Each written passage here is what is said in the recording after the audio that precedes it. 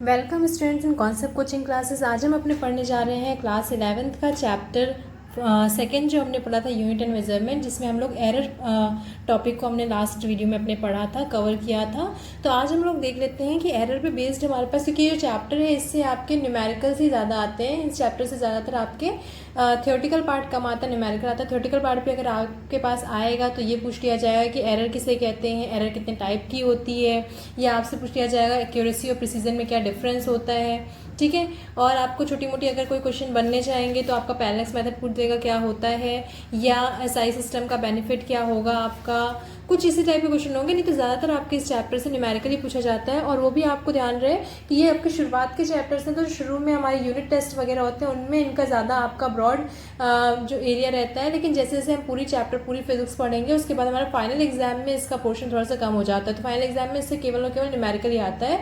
जो आपका theoretical part है वो शुरू के यूनिट टेस्ट, क्योंकि शुरू में आपके पास फर्स्ट या सेकेंड चैप्टर ही रहता है, तो इस वजह से फर्स्ट सेकेंड चैप्टर पर ज़्यादा जोर देना कि उतने ही से आपको पेपर बनाया जाएगा, तो आपसे थियोरेटिकल पार्ट पूछा जाता है। नहीं तो इससे न्यूमेरिकल ही आते हैं, और न्यूमेरिकल भी गिने चुने होते हैं, वही न्यूमेरिकल से आपको डिजिट चेंज करके पूछे जाते हैं। तो इसलिए मैं आपको न्यूमेरिकल पोर्शन पे इसमें जोर दे रही हूँ। और मैंने आपसे कहा ही था कि आपको यहाँ पर आपको वो चीज़ में देखने को मिलेगी जो चीज़ आपसे एग्जाम में आती है, और आपका एक तरह से कॉन्सेप्ट जो है वो क्लियर करवाया जाएगा। तो चलिए देखते हैं, स्टार्ट करते हैं, अपने ज़्यादा टाइम नहीं वेस्ट करते हुए अपने टॉपिक पे आते हैं, न्यूमेरिकल्स ऑन एरर एनालिसिस। तो न्यूमेरिकल्स हमने जो आपको पढ़ा रही थी तो मैंने एक दो एग्जाम्पल्स आपको करवाए थे, यहाँ मैं आपको और उसको डीपली करवा देती हूँ। देखिए क्वेश्चन 1 आपसे पूछ रहा है, While measuring the length of a wooden block, 5 readings were taken which were as follows। जब हम कोई रीडिंग ले रहे थे, यानी जब हम एक्सपेरिमेंट कर रहे थे तो वहाँ पे कुछ रीडिंग ले रहे थे। जब रीडिंग ले रहे थे तो हमने देखा कुछ इस टाइप की 5 रीडिंग्स आई, 4.53, 4.53, एक बार किया तो 4.52 सेंटीमीटर आया, फिर 4.51 आया। यानी लेंथ मेजर कर रहे थे किसी वुडन ब्लॉक की, और अलग अलग मेजरमेंट आ रही थी। 2 बार आपकी सेम आई, फिर अलग आ गई, इस तरह से 5 रीडिंग्स आई, ठीक है। अब हमें क्या निकालना है, what are the absolute error, फिर उसके बाद निकालना है mean absolute error, fractional error या उसी को रिलेटिव एरर बोलते हैं, और परसेंटेज एरर।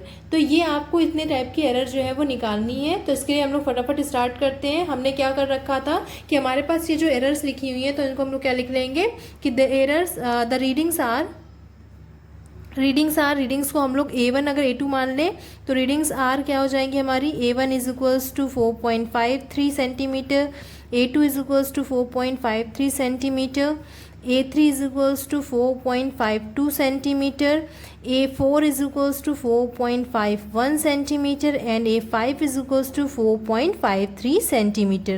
ओके, तो ये आ गई आपकी, मैंने ये क्या लिख दी, सारी रीडिंग्स को एक साथ लिख दिया। अब आप याद करिए कि हमें यहाँ पे एब्सोल्यूट एरर निकालना है। तो एब्सोल्यूट एरर का फॉर्मूला क्या होता था, एब्सोल्यूट एरर यानी कि टोटल एरर, एब्सोल्यूटली ना। तो एब्सोल्यूट एरर का फॉर्मूला आप याद करिए कि एब्सोल्यूट एरर को हम लोग डिनोट करते थे एम से डिनोट करते थे ना एब्सोल्यूट एरर को, यानी कि जो हमारा एब्सोल्यूट एरर को या तो हम एम तो मीन होता था हमारा। एब्सोल्यूट एरर क्या होता था, difference between the true value. याद करिए क्या होता था, difference between the true value, या आप कह सकते हो मीन वैल्यू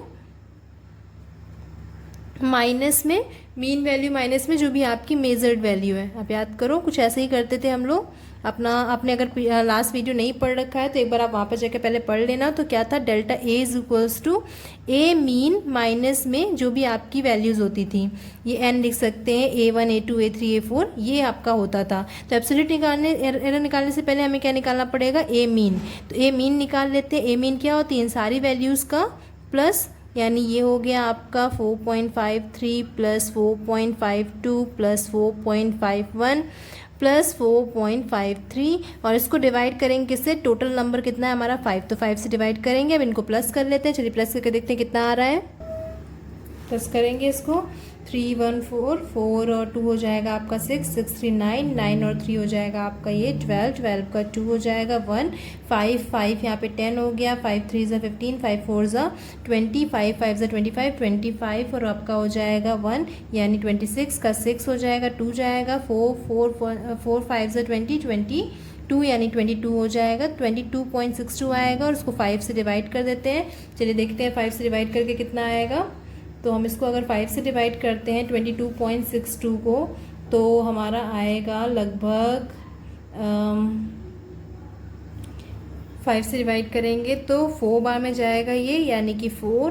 फिर उसके बाद आपका ये हो जाएगा यहाँ पे आपका 4 बार में जाएगा 26, यानी 5 बार में 25 हो जाएगा। और देन 25 के बाद आपका ये हो जाएगा 25, यानी कि फिर उसके बाद आपका 1 इधर जाएगा तो 2 टाइम्स में, तो ये हो जाएगा 5 2 ज़ा 10, और फिर उसके बाद 2 बचा, यानी कि ये हो जाएगा आपका, ये कुछ ही आएगा 4.524। ठीक है, अब हमें क्योंकि 3 डिजिट तक तो लेना नहीं है, हमें सिग्निफिकेंट फिगर में केवल 4.52 तक लेना है, क्योंकि आप देख रहे हो यहाँ पे अभी सिग्निफिकेंट फिगर पढ़ेंगे हम लोग, केवल 2 डिजिट तक लेना होगा हमें, तो 2 डिजिट तक लेंगे 4.52, क्योंकि सारे देखिए 2 डिजिट तक ही नंबर है। ठीक है, इसकी एक्यूरेसी जो है उसकी वो आपकी इसका जो प्रिसीजन है वो आपका 4.52 प्रिसीजन वैल्यू दे सकता है, यानी कि आप समझ रहे हो, यानी कि डेसिमल की 2 डिजिट तक ही इसका आंसर होगा। तो ये हो गया। अब हमने इसका डेल्टा A1 निकाल लेते हैं, तो ये इस तरह से हमारा जो एब्सोल्यूट एरर निकल आएगी। तो एब्सोल्यूट एरर क्या हो जाएगी, पहली एब्सोल्यूट एरर हो जाएगी 4.52 माइनस में 4.53। ठीक है, फिर दूसरी हो जाएगी इसी तरह से 4.52 हमारा मीन है 4.53, फिर तीसरी वाली हो जाएगी 4.52 माइनस 4.52। ये एब्सोल्यूट एरर्स निकल रही हैं। डेल्टा A4 है हमारे पास 4.52, तो इतना ही रहेगा, ये हो जाएगी 4.51। फिर उसके बाद डेल्टा A5 हो जाएगा आपका 4.52 माइनस में 4.53। तो इस तरह से इसको हम सॉल्व करेंगे तो देखिए कितना आएगा, 4.52 में से 4.53 माइनस करेंगे तो हमें पता है 0.01 आएगा, वो भी माइनस में। फिर इसको भी करेंगे तो वही आएगा 0.01, इसको करेंगे तो ये 0 ही आ जाएगी। 4.52 में से ये 1 गया, यानी कि हमारे पास 1 आएगा आंसर। फिर उसके बाद यहाँ पे करेंगे तो इसमें भी 52 है ये, तो माइनस 0.01 यही आएगा आपका, देख लीजिए आंसर आएगा। अब हमें क्या करना है, ये हमारी निकल गई एब्सोल्यूट एरर्स, क्या निकल गई, ये एब्सोल्यूट एरर निकल आई। अब हमें क्या निकालना था, एब्सोल्यूट एरर निकालना होता तो यही आंसर हो जाता हमारा, ये जो है। फिर हमें देखिए आगे क्या निकालना है, absolute also find the mean absolute error, यानी इनका मीन भी निकालना। चलिए इसका मीन निकाल लेते हैं। देखिए ये होगा, यानी सबको मैंने लिख दिया है, और मीन निकालना है, यानी 5 से डिवाइड कर देंगे। ये आएगा आपका 0.97 डिवाइडेड बाई 5। अब 0.97 डिवाइडेड बाई 5 है, इसको सॉल्व कर लेते हैं, 5 से डिवाइड करते हैं, देखिए कितना आएगा। 0.97 को हम डिवाइड करें 5 से तो आपका आएगा लगभग आपका 19 में 5 बार में, डेट मीन्स की आएगा आपका 0.19। ठीक है, 2 ही डिजिट तक लेना है तो 19 नहीं तो 194 हो जाएगा, तो 0.19 तक ही लेंगे। तो ये आ गया हमारा एब्सोल्यूट मीन एरर। ठीक है, और भी हमें यहाँ पे कुछ निकालना था। एब्सोल्यूट मीन एरर के बाद देखिए हमसे क्या निकाल, हमसे बोल रहा था कि आप फ्रैक्शनल एरर या रिलेटिव एरर भी निकालिए और साथ ही साथ परसेंटेज एरर भी निकालिए। तो रिलेटिव एरर का फॉर्मूला देखते हैं क्या होता है। ये हो गई आपकी मीन एब्सोल्यूट एरर, ठीक है, कितनी 0.19। अब रिलेटिव एरर निकालते हैं, या इसी को हम लोग क्या बोलते हैं, फ्रैक्शनल एरर भी बोलते हैं। फ्रैक्शन में होती है ना फ्रैक्शनल एरर, इसका फॉर्मूला क्या होता है हमारा, क्योंकि नाम से समझ में आ रहा है फ्रैक्शनल एरर, यानी फॉर्मूला क्या होता है आपका, जो आपकी डेल्टा ए मीन होती है उसको हम डिवाइड कर देते हैं ए मीन से। अब हमारे पास डेल्टा ए मीन कितना निकल के आया 0.19, जबकि ए मीन हमारा कितना आया था, तो ए मीन हमारा यहाँ पे आया था 4.52 आया था। तो इस 4.52 से इसको हम डिवाइड कर देंगे तो ये आ जाएगी हमारी क्या, फ्रैक्शनल एरर रिलेटिव एरर। अब इसको आपको सॉल्व करना है तो आप सॉल्व कर लो, अदरवाइज फिर हमारे पास जो है अगर सिर्फ इतना ही पूछता है तो आपको सॉल्व करना होगा, अगर हमें आगे भी पूछ रहा है तो सॉल्व करने की जरूरत नहीं। इसको आप सॉल्व करोगे तो लगभग 0.04 आंसर आएगा। ठीक है, ये आंसर आएगा। अगर आपको इसमें क्या निकालना है, देखिए परसेंटेज एरर भी निकालना था, तो परसेंटेज एरर के लिए क्या हो जाएगा, इसमें 100 से मल्टीप्लाई हो जाएगा। डेट मीन्स देखिए बस इसका क्या करना है, परसेंटेज निकाल लेना है, यानी ये हुआ इंटू में 100 और ये परसेंटेज लग जाएगा, यानी 0.04 इंटू में 100। अब आपको पता है 0.04 को हमने क्या किया, 100 आएगा, 100 से 100 कैंसिल, यानी इसका आंसर आएगा 4%। ठीक है, तो आपको क्लियर हो गया होगा। इस टाइप से आपको क्वेश्चन करना है। ये मैं एक बार आपको करवा भी चुकी हूँ इससे पहले, जो आपका वीडियो था उसमें मैंने करवाया था, जब मैंने एग्जाम्पल के फॉर्म में आपको एक क्वेश्चन लिया था उसको सॉल्व करवाया था, तो ये वही है। देखो फिर हम नेक्स्ट क्वेश्चन, हमारा thickness of coin as found by screw gauge was 0.259 centimetre, find its fractional error. इसका फ्रैक्शनल एरर निकालना है, यानी कि 0.259 आपको दिया हुआ है और फ्रैक्शनल एरर निकालना है। तो फ्रैक्शनल एरर क्या होती है आपकी, जो आपका रिलेटिव एरर, यानी कि रिलेटिव एरर को फ्रैक्शनल एरर कहते हैं। यानी इसको हम क्या करें, अगर ये थिकनेस है हमारी, थिकनेस यानी कि डी इज इक्वल्स टू आपकी ये 0.259 सेंटीमीटर है और आपने इसको किससे निकाला है, स्क्रू गेज से, तो जो इसका डेल्टा डी होगा, यानी जो आप इसमें निकालोगे, जो इसका इंस्ट्रूमेंट का लीस्ट काउंट होगा उससे डिवाइड कर दोगे तो रिलेटिव एरर आ जाएगी। इंस्ट्रूमेंट का देखिए कैसे निकालते हैं, लीस्ट काउंट जितना भी है आपका, ये 0 तो 0 लिखा, जितनी भी डिजिट है उतना 0 0 1 लगा दीजिए, बस यही होता है इसका लीस्ट काउंट। और हमें रिलेटिव एरर निकालनी है यानी फ्रैक्शनल एरर निकालनी है, तो हमें क्या करना होगा, देखिए बहुत सिंपल है, हमें क्या करना है, ये 0.259 और 0.01, तो 0.01 से आप इसको क्या कर लीजिए, यानी ये क्या हुआ हमारा डेल्टा डी अपॉन में डी, तो ये हो जाएगा 0.259 और इसको सॉल्व कर लीजिए, पॉइंट हट जाएगा, हमारे पास 1/259 आएगा। अब इसको सॉल्व कर लेते हैं, 1/259 आप डिवाइड करके देखोगे, जब आप चेक करोगे तो इसका आंसर लगभग आपका 0.003 आएगा, लगभग आपका 0.003 आएगा, जिसमें से आपको ये लेना है। ठीक है, अब हम देखते हैं इसमें, ये यहीं पे हमारा खत्म हो जाएगा क्योंकि देखिए और कुछ करना नहीं था। फाइनल देखिए हमें करना क्या था कि 0.259 जो थी हमारी इसकी थिकनेस थी, हम डी मान लिया उसको, और डेल्टा डी हमने क्या लिया, इसका लीस्ट काउंट लिया है। ये क्या है हमारा least count of screw gauge.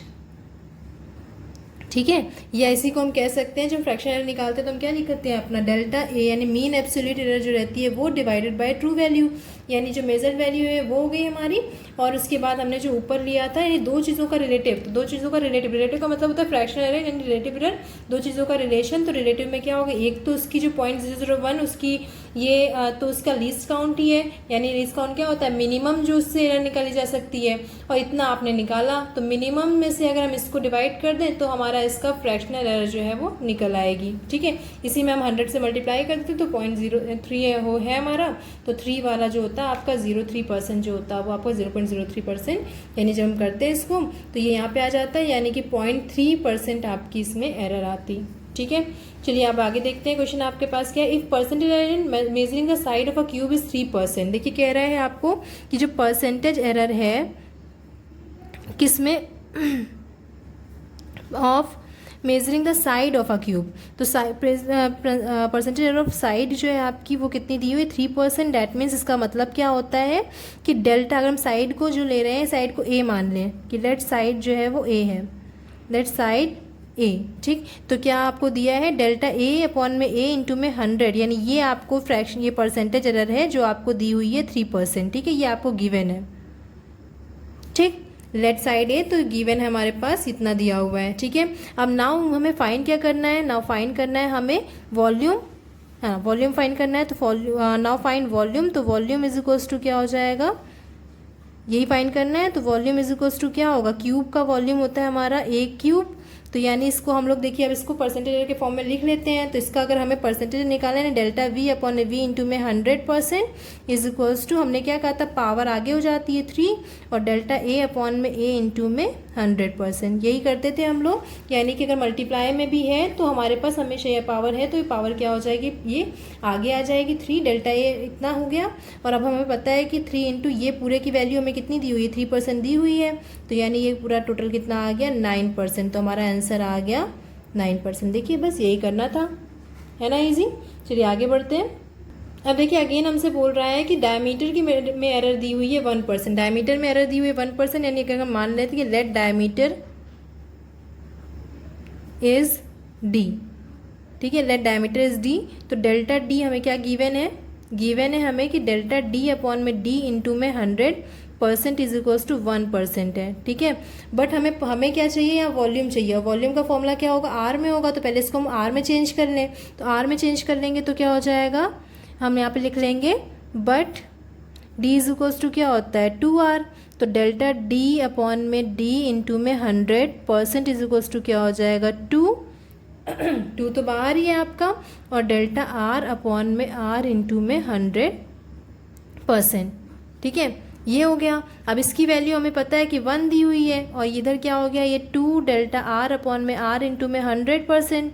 अब अगर हम यहाँ से 2 को इधर ले आए तो 1/2 हो जाएगी ना, देखिए डेल्टा आर अपॉन में आर इंटू 100% की वैल्यू, तो इसको यहीं पे छोड़ देते हैं फर्स्ट इक्वेशन। अब हम क्या करेंगे, वॉल्यूम निकालना है हमें, तो वॉल्यूम इज इक्वल्स टू क्या होता है हमारे पास, अगर वॉल्यूम देखा जाए यहाँ पर तो डायमीटर दिया हुआ है। अब ये मेजरमेंट किस चीज़ की हमें ये नहीं पता, the error measurement of diameter is इतना, what will be the percentage error in its calculated volume, तो हमें ये नहीं पता है कि हमारे पास ये किस चीज़ का डायमीटर दे रहा है, तो डायमीटर है यानी सर्कल का दे रहा है कि स्फीयर का दे रहा है, इसमें कन्फ्यूजन है। तो हमें क्योंकि यहाँ पर क्योंकि हमें कॉन्स्टेंट से कोई मतलब नहीं होता, अगर स्फीयर है यानी कि अगर स्फीयर स्फीयर भी होता तो हमारे पास क्या होता है, स्फीयर होता तो डायमीटर होती है हमारे पास 2r, और यानी d इक्वल्स 2r होती है, और वॉल्यूम होता है हमारे पास 4/3 पाई r क्यूब। तब भी हमें इस कांस्टेंट से कोई मतलब नहीं होता, वैल्यू तो हमारी r क्यूब ही होती। तो उसी तरह से यहाँ पर भी हमारा क्या हो जाएगा, v इक्वल्स टू यहाँ पे सिर्फ r क्यूब रखेंगे। अब ये r क्यूब क्या हो गया, 3 डेल्टा r अपॉन में r इंटू में 100%। अब यहाँ से ये क्या हो जाएगा आपका, एक मिनट, एक चीज़ देखते हैं कि हमें अगर कांस्टेंट से कोई मतलब नहीं है तो हमें यहाँ भी कांस्टेंट से कोई मतलब नहीं होगा। चेक करते हैं। हाँ देख लीजिए, यहाँ पर हमें कांस्टेंट से कोई फ़र्क नहीं पड़ता, तो यहाँ पे भी कांस्टेंट है तो कांस्टेंट से कोई फ़र्क नहीं पड़ेगा, यानी यहाँ पे कांस्टेंट है तो ये कांस्टेंट नहीं लगेगा, ये कांस्टेंट हट जाएगा।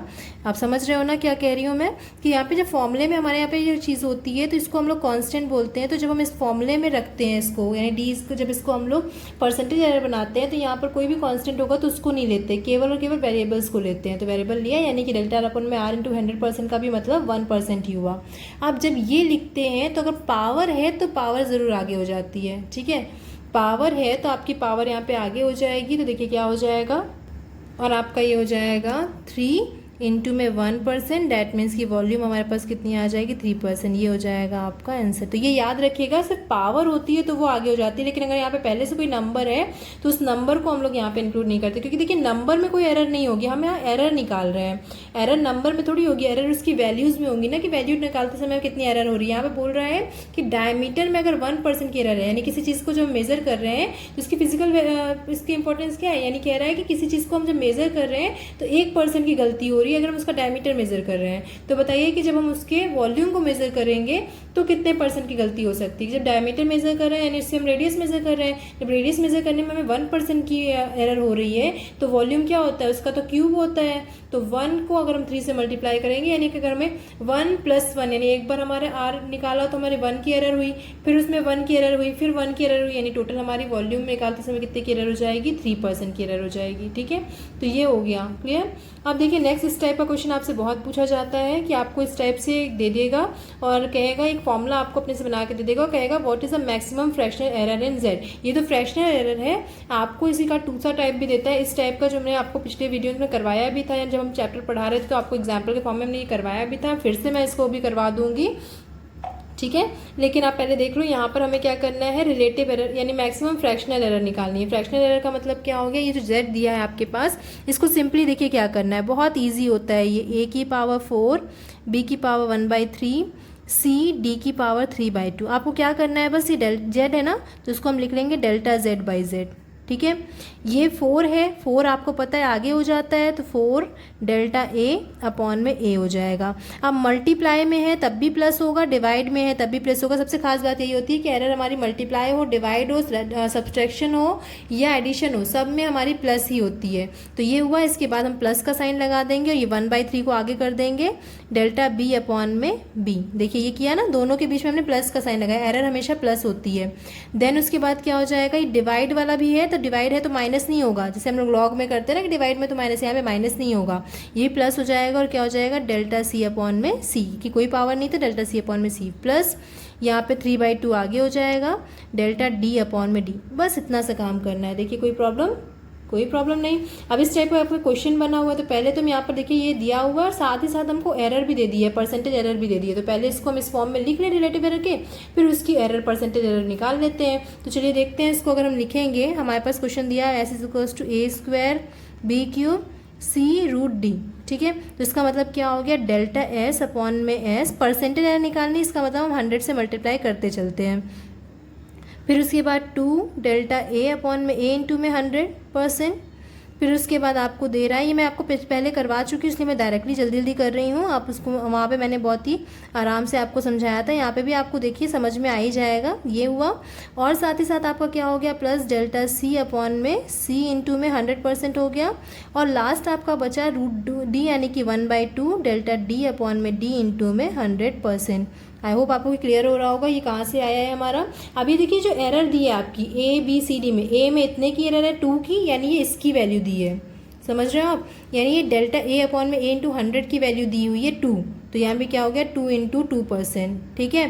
प्लस ये जो 3 है आपका 3 लिखा, और इसके बाद देखिए एरर बी में कितनी दी हुई 5, तो 3 इंटू में 5%। फिर उसके बाद प्लस सी तो अकेला ही है तो डायरेक्टली लिख लिया यहाँ पे 3%। और ये डी वाले में क्या है 1/2 इंटू में हमारी एरर कितनी है 4%। अब इसको सॉल्व कर लेते हैं, ये 2 से 2 कैंसिल हो जाएगा, तो 2 2 ये हो गया 4, प्लस हो गया हमारे पास यहाँ पे 5 3 15, प्लस ये 3 हो गया, प्लस 2 हो गया, तो 15 और 4 आपका हो जाएगा 19, 19 1 20, 21, 21 3, यानी कि आपका आंसर आएगा 24%। आई होप आपको क्लियर हो गया होगा ये। चलिए अब आगे देखते हैं न्यूमेरिकल नंबर। ये देखिए यहाँ पे हमसे क्वेश्चन पूछ रहा है, 2 student measure the length of a rod as 2.5 metre 2.54 metre, which measurement is more accurate and why. यहाँ पर कह रहा है कि एक ने मेजर किया, एक स्टूडेंट ए ने मेजर किया, कितना मेजरमेंट आया 2.5 मीटर, बी ने मेजर किया, कितना आया 2.54, ठीक है। अब हमसे पूछ रहा है बताइए किसकी वैल्यू ज़्यादा एक्यूरेट है, किसकी वैल्यू ज़्यादा एक्यूरेट है, और क्या निकाल रहे हैं हम, लेंथ ऑफ अ रॉड निकाल रहे हैं, किसकी वैल्यू ज़्यादा एक्यूरेट है वो हमें बताना है। तो चलिए हम देखते हैं, पहले हम याद करते हैं, हमने एक्यूरेसी और प्रिसीजन पढ़ा था। तो एक्यूरेसी क्या होती है हमारी, कि how close the measure value to the true value, कोई भी वैल्यू हमारी ट्रू वैल्यू से कितनी क्लोज होती है वही हमारी क्या कहलाती है, एक्यूरेसी कहलाती है। और प्रिसीजन क्या कहलाता है, कितनी रिजोल्यूशन यानी डेसिमल की कितनी यूनिट तक आप उसको निकाल रहे हो। तो यहाँ पर तो हमसे केवल एक्यूरेट ही पूछा है, प्रिसाइज तो पूछा नहीं है।